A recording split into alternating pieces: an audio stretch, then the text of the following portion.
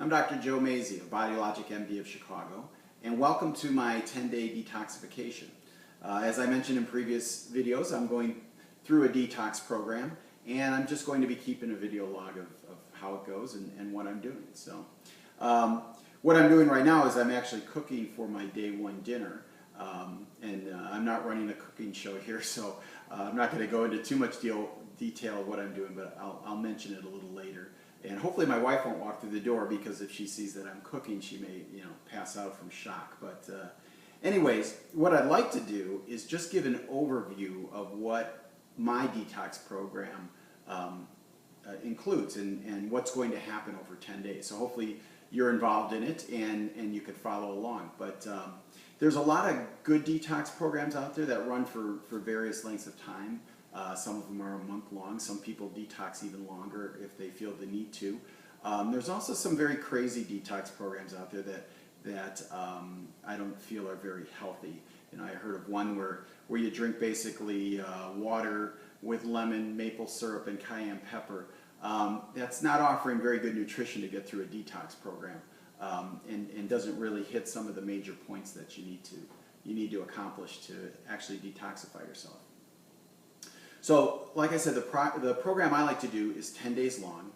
And so basically on day one, what you're going to do is eliminate a lot of the garbage and toxins from your diet.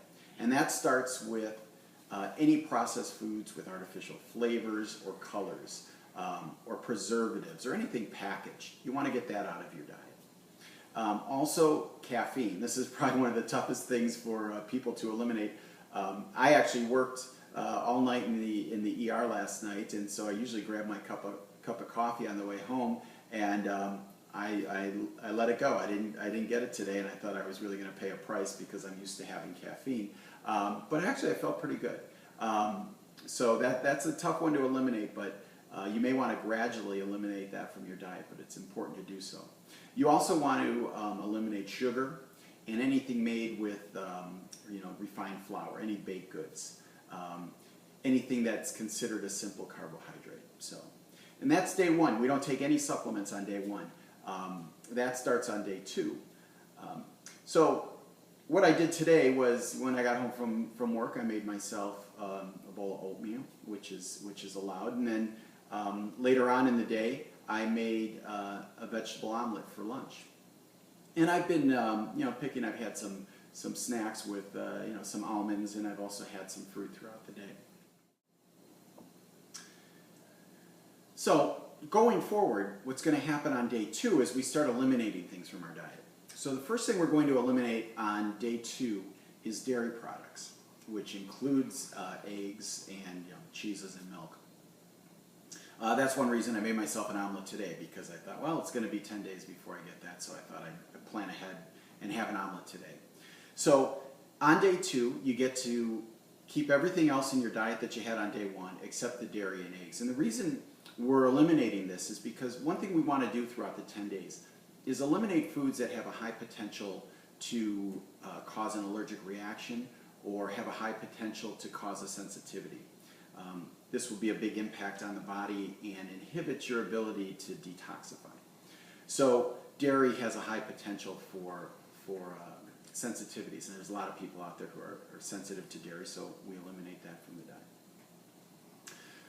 On day two, we also start the supplements, and what a supplement is, there's various combinations of supplements you could use, but basically you're supporting your liver's ability to process toxins and get rid of them. So there's a lot of natural products that help the enzymes in the liver do their job. And so we'll talk a little bit more about the type of supplement that I like to use during my detox program. But going forward on to day three, we're going to eliminate another category of food, and that is any grains that contain gluten. So gluten is a protein that's found in wheat and barley, and it also has a high potential to cause sensitivities or allergic reactions. So we're going to eliminate that on day three. And a lot of this stuff, there's so much information out there on the internet. Something like gluten, it's very easy to just Google that and find out, what foods contain gluten and what do I have to eliminate.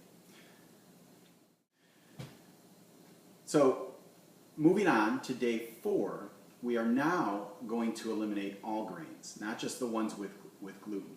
So what's left basically, oh, and we also are going to eliminate nuts and seeds too. So what's left now are legumes or beans, basically vegetables and a few fruits. And at this point with my patients, what I like to do is give them a list of allowable foods, because here we're just talking about things you got to take out of your diet. It seems very negative, and often people will ask me like, oh my God, what's left to eat? But when I show them a list of here's what you can eat, people could get pretty creative with that list and make some pretty interesting recipes, and just knowing what's allowable helps you plan ahead so that you're not left somewhere without access to those foods. Now, as we're moving forward in the detox and eliminating more and more foods, I increase the amount of supplements that you take to help your liver. Now, the supplements I like to use are considered medical foods, meaning they're designed for a specific purpose, such as detoxification, but they also have some nutritional value. They contain protein, they contain some healthy fats, and they also contain some carbohydrates. So you will be getting some calories and some energy from the supplements, and you increase the amount that you're taking as the process continues.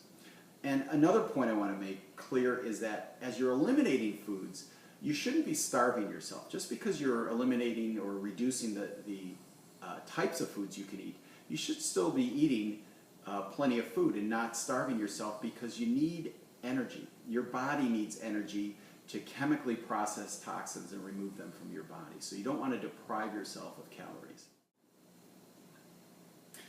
As we move on to days 5, 6, and 7, we're going to eliminate the legumes now. So now all you're left with is basically certain fruits and vegetables. And again, I give my patients a list of which ones they can eat. So these are probably considered the toughest days, because your food choices are very limited. But it's only for 3 days, and again, you got to get a little creative with the list of food that you have, but you got to also think of the end result. And you're going through a process to help detoxify yourself and clean up your metabolism and regain some of your health. So I'm not saying it's super easy on these days, but it's only for 3 days, and you just got to push yourself through it. This is great when you have someone to do the detox with, and my wife, who's not here now, she's doing this detox with me, so we'll have to support each other during that time and get through it. By days 8, 9, and 10, we're starting to add things back into our diet. And again, this is a good time to determine what you may be sensitive to, which foods don't really do you much good, or maybe cause you to, have a flare-up of some of your symptoms. You got to be reading your body as you add things back in, and we'll talk a little bit more about this when we get to the end. But after the program is completed, there's a way to add foods back into your diet where you could really tell if you have sensitivity to them.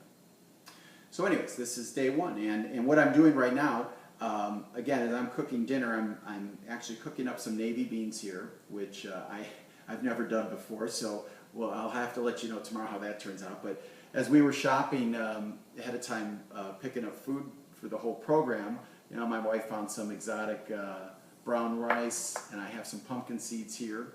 I also have some veggies up there, so what I'm planning on doing is making some rice, navy bean, vegetable casserole stew, or whatever. I'm not sure how it's going to turn out, but that's kind of the fun of it, and I'll let you know tomorrow how that goes. And then I'm just going to serve that with some Brussels sprouts and sprinkle in a few pumpkin seeds to give it some crunch, and we'll see. My wife might take over cooking tomorrow if this doesn't go well, but that's nothing new. All right, we'll see you on day 2.